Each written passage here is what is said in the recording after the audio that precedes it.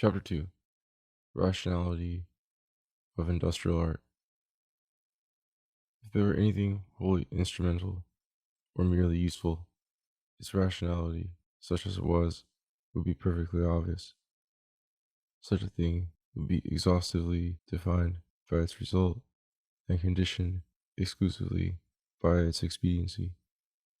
Yet the value of most human arts, mechanical as they may appear, has a somewhat doubtful and mixed character. Naval architecture, for instance, serves a clear, immediate purpose, yet to cross the sea is not an ultimate good, and the ambition or curiosity that first led man, being a land animal, to that now vulgar adventure, has sometimes found moralists to condemn it. A vessel's true excellence is more deeply conditioned than the shipwright may imagine when he prides himself on having made something that will float and go.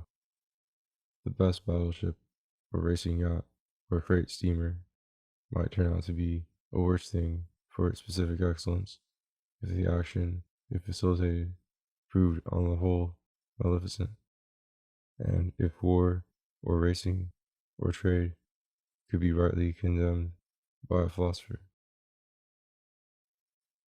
The rationality of shipbuilding has several sets of conditions. The patron's demands must be first fulfilled, then the patron's specifications have to be judged by the purpose he in turn has in mind. This purpose itself has to be justified by his ideal in life, and finally, his ideal by its adequacy to his total or ultimate nature. Error on any of these planes makes the ultimate product irrational, and if a finer instinct, even in the midst of absorbing subsidiary action, warns a man that he is working against his highest good, his art will lose its savor, and its most skillful products will grow hateful, even to his immediate apprehension, infected as they will be by the canker of folly.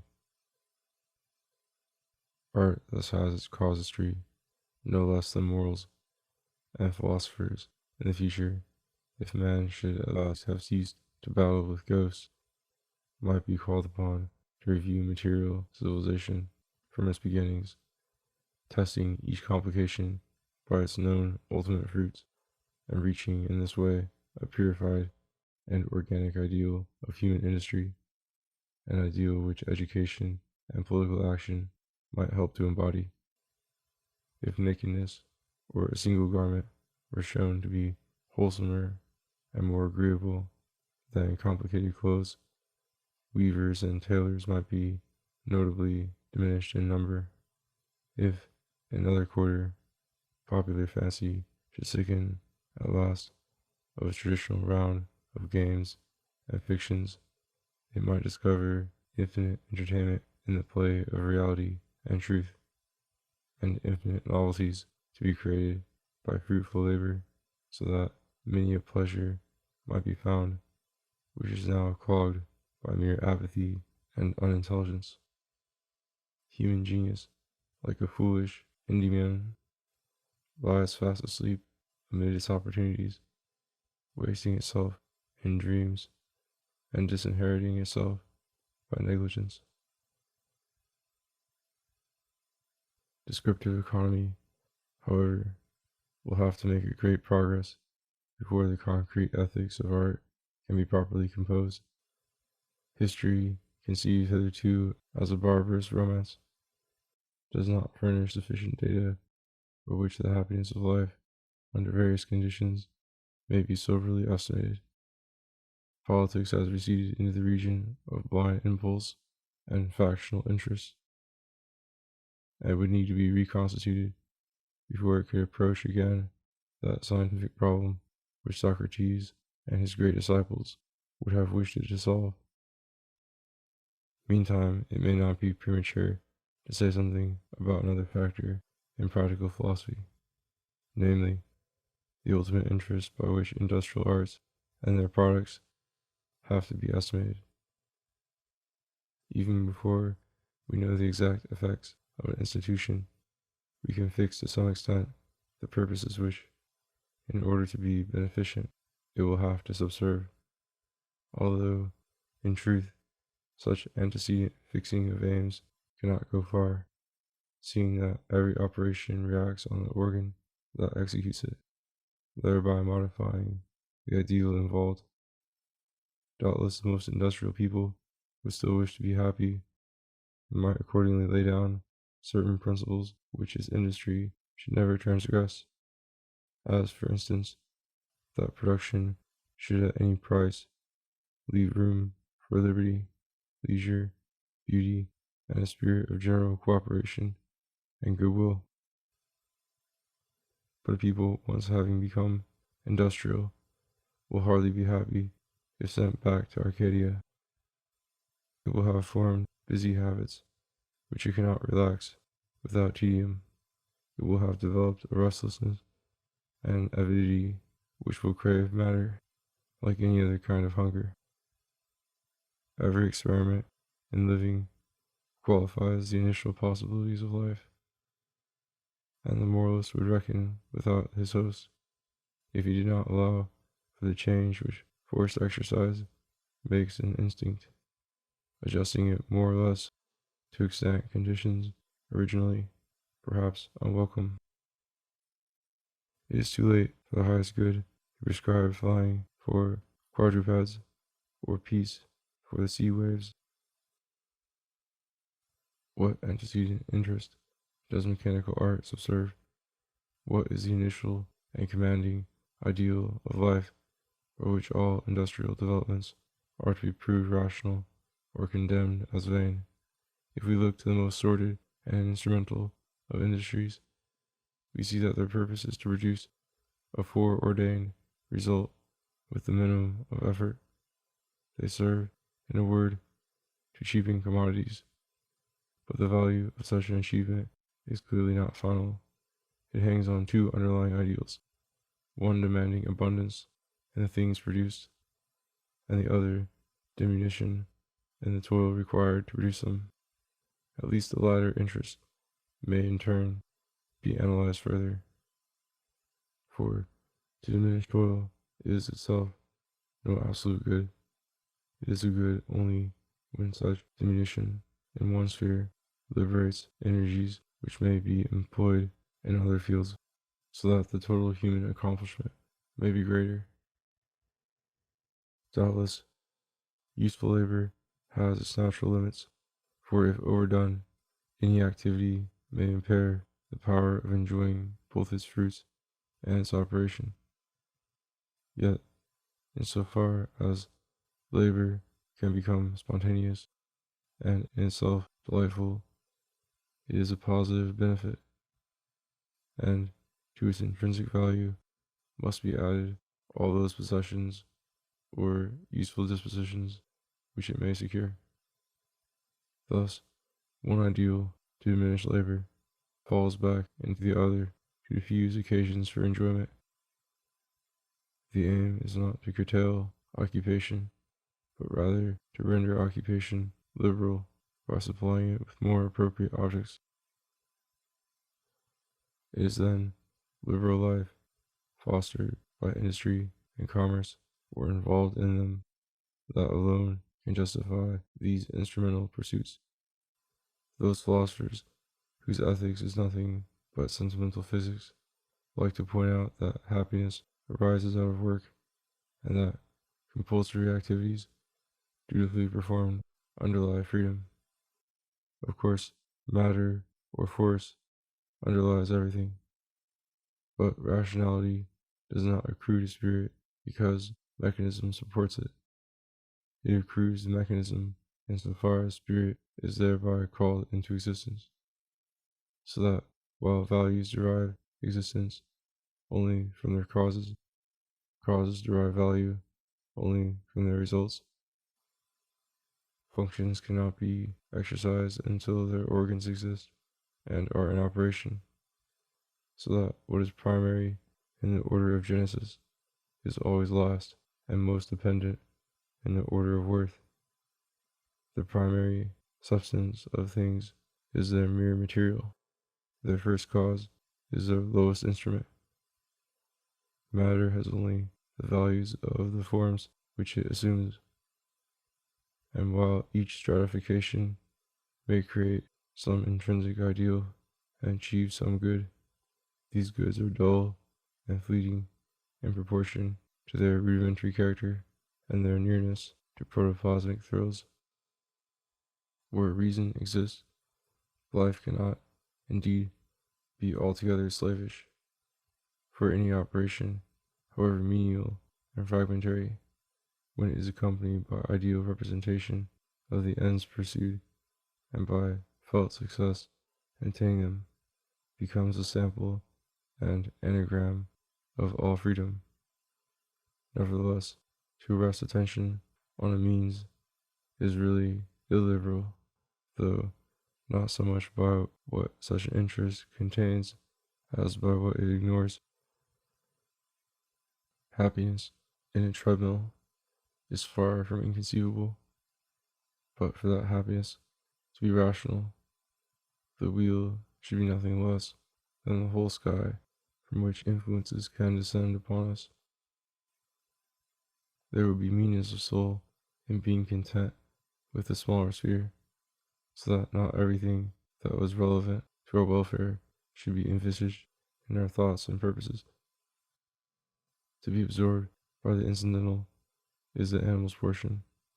To be confined to the instrumental is the slave's. For though within such activity there may be a rational movement, the activity ends in a fog and in mere physical drifting. Happiness has to be begged of fortune or found in mystical indifference. It is not yet subtended by rational heart. The Aristotelian theory of slavery, in making servile action wholly subservient, sins indeed against persons, but not against arts.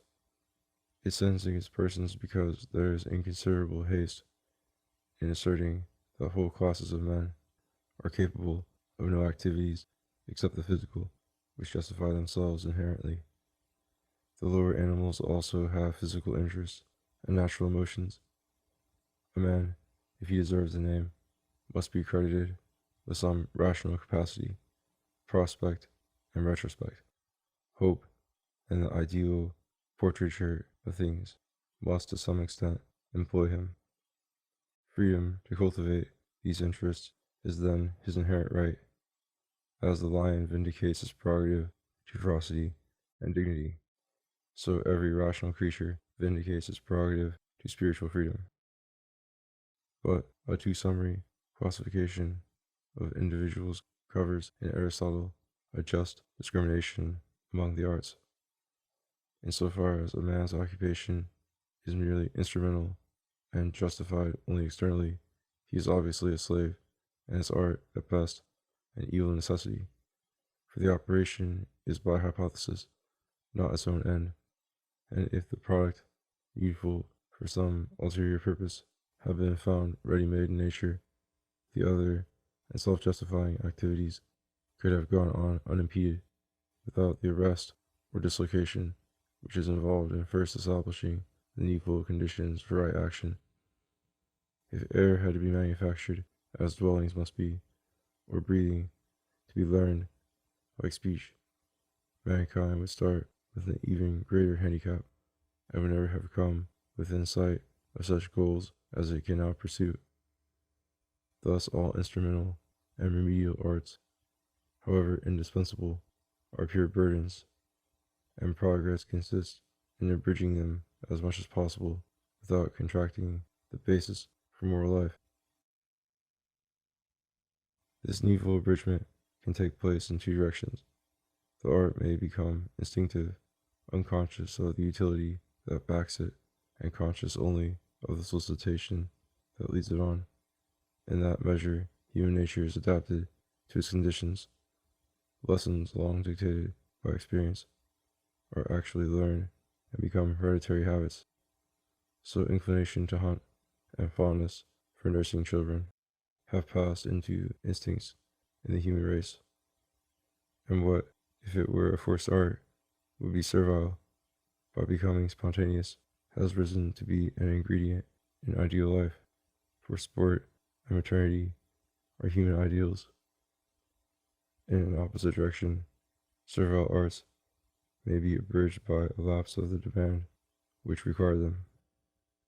The servile art of vine dressers, for instance, would meet such a fate if the course of history, instead of tending to make the vintage an ideal episode and to create worshippers of Bacchus and Priapus, tended rather to bring about a distaste for wine and made the whole industry superfluous. This solution is certainly less happy than the other, insomuch as it suppresses a function instead of taking it up into organic life. Yet life, to be organic, has to be exclusive and finite. It has to work out specific tendencies in a specific environment, and therefore to surrender a particular impeded impulse may involve a clear gain, if only a compensating, unimpeded good thereby comes to light elsewhere. If wine disappeared with all its humane and symbolic consecrations, that loss might bring an ultimate gain, could some less treacherous friend of frankness and merriment be thereby brought into the world. In practice, servile art is usually mitigated by combining these two methods. The demand subserved, being but ill supported, learns to restrain itself and be less importunate, while at the same time habit renders the labor which was once unwilling largely automatic, and even overlays it with ideal associations.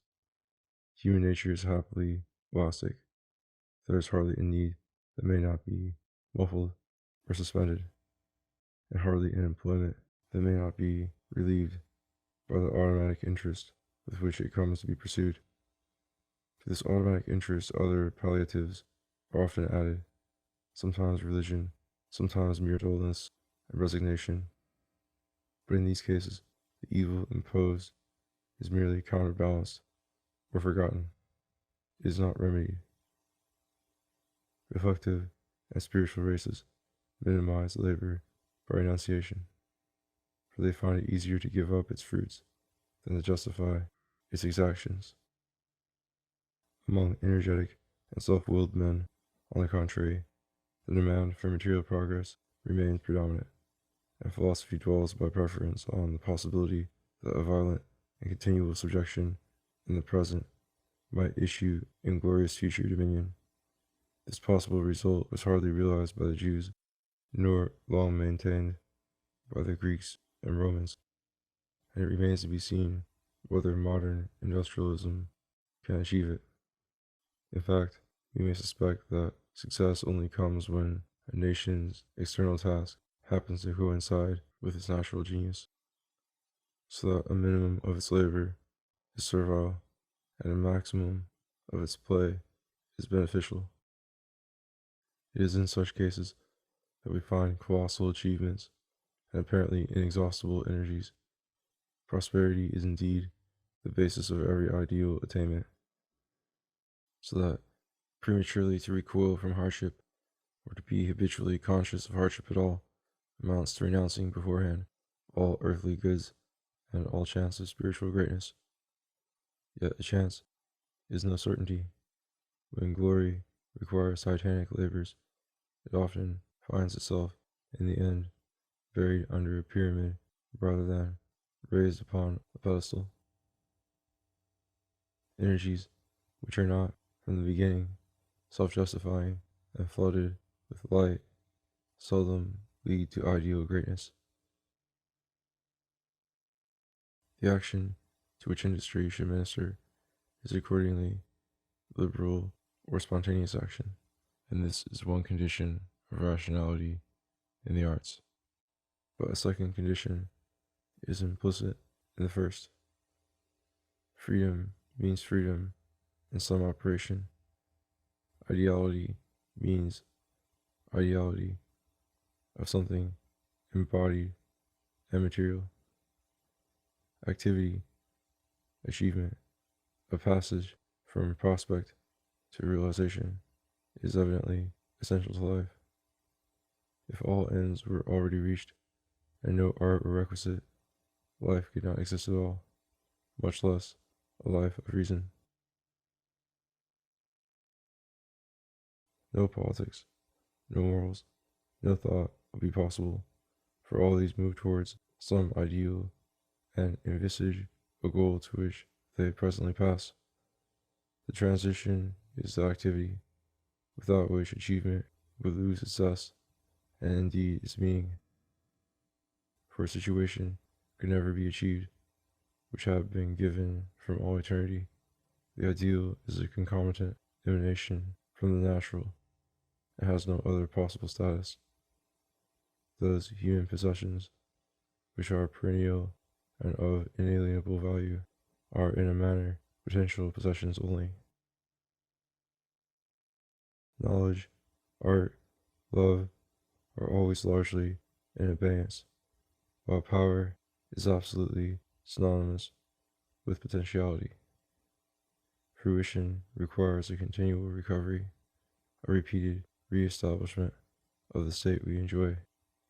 So, breath and nutrition, feeling and thought come in pulsations. They have only a periodic and rhythmic sort of actuality. The operation may be sustained indefinitely, but only if it emits a certain internal oscillation. A creature like man, whose mode of being is life or experience, and not a congealed ideality, such as external truth might show, must accordingly find something to do. He must operate in an environment in which everything is not already what he is presently to make it. In the actual world, this first condition of life is only too amply fulfilled. The real difficulty in man's estate, the true danger to his vitality, lies not in want of work, but in so colossal a disproportion between demand and opportunity that the ideal is stunned out of existence and perishes for want of hope. The life of reason is continually beaten back upon its animal sources, and nations are submerged in deluge after deluge of barbarism.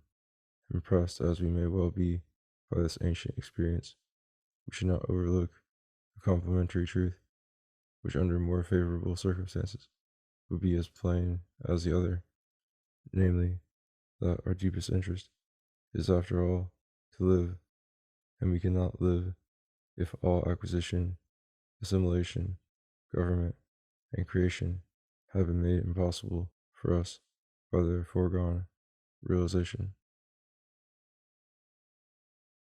so that every operation was forestalled by the given fact. The distinction between the ideal and the real is one which the human ideal itself insists should be preserved. It is an essential expression of life, and its disappearance would be tantamount to death, making an end to voluntary transition and ideal representation.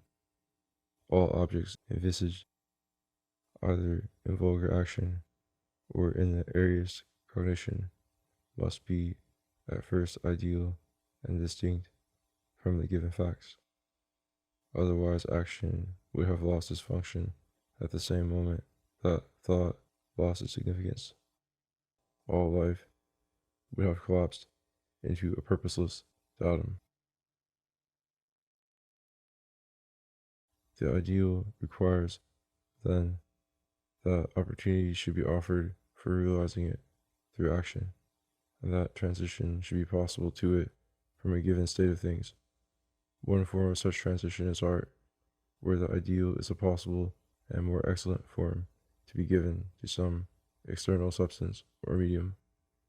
Art needs to find a material relatively formless, which its business is to shape, and this initial formlessness in matter is essential to art's existence.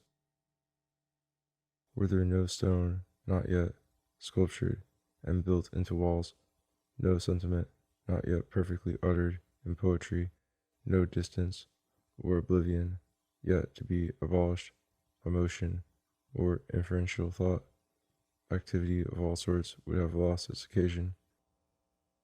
Matter or actuality in what is only potentially ideal is therefore a necessary condition for realizing an ideal at all. The potentiality, however, insofar as the ideal requires it, is a quite definite disposition. Absolute chaos would defeat life as surely as would absolute ideality. Activity, in presupposing material conditions, presupposes them to be favorable, so that movement towards the ideal may actually take place.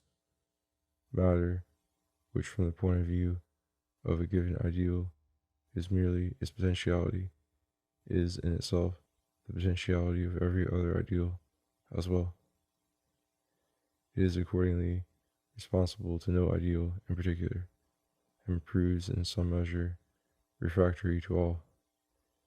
It makes itself felt either as an opportune material or as an accidental hindrance only when it already possesses definite form and affinities, given in a certain quantity, quality, and order. Matter feeds the specific life which, if given otherwise, it would impede or smother altogether. Art, in calling for materials, calls for materials plastic to its influence and definitely predisposed to its ends. Unsuitableness in the data, far from grounding action, renders it abortive, and no expedient could be more sophistical than that into which theodicy, in its desperate straits, has sometimes been driven, of trying to justify as conditions for ideal achievement the very conditions which make ideal achievement impossible. The given state from which transition is to take place to the ideal must support that transition, so that the desirable want of ideality which plastic matter should possess is merely relative and strictly determined. Art and reason find in nature the background they require, but to nature, to be wholly justified by its ideal functions, would have to subserve them perfectly. It would have to offer to reason and art a sufficient and favorable basis. It would have to feed sense with the right stimuli at the right intervals, so that art and reason might continually flourish and be always moving to some new success.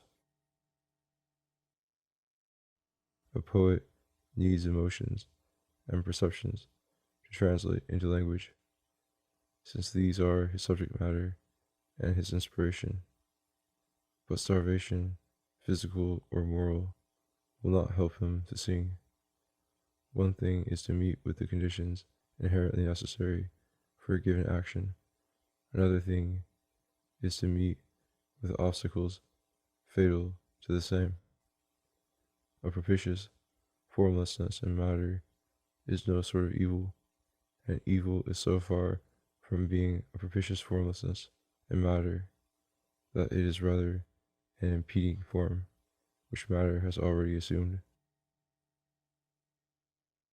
Out of this appears with sufficient clearness the rational function which the arts possess. They give, as nature does, a form to matter, but they give it a more propitious form. Such success in art is possible only when the materials and organs at hand are in a large measure already well disposed. For it can as little exist with a dull organ as with no organ at all. While there are winds in which every sail must be furled, art depends upon profiting by a bonanza and learning to sail in a good breeze, strong enough for speed and conscious power, but placable enough for dominion and liberty of soul. Then perfection in action can be attained, and a self-justifying energy can emerge out of apathy on the one hand, and out of servile and wasteful work on the other. Art has accordingly two stages. one mechanical or industrial, in which untoward matter is better prepared, or impeding media are overcome; the other liberal, in which perfectly fit matter is appropriated to ideal uses and endowed with a direct spiritual function. A premonition or rehearsal of these two stages may be seen in nature. Nutrition and reproduction fit the body for its ideal functions, whereupon sensation and celebration make it a direct organ of mind. Industry merely gives nature that form which, if more thoroughly humane, she might have originally possessed for our benefit. Liberal arts bring to spiritual fruition the matter which either nature or industry has prepared and rendered propitious. This spiritual fruition consists in the activity of turning an apt material into an expressive and delightful form, thus filling the world with objects which, by symbolizing ideal energies, tend to revive them under a favoring influence, and therefore to strengthen and refine them. It remains merely to note that all industry contains an element of fine art, and all fine art an element of industry, since every proximate end in being attained satisfies the mind and manifests the intent that pursued it, while every operation upon a material, even one so volatile as sound, finds that material somewhat refractory.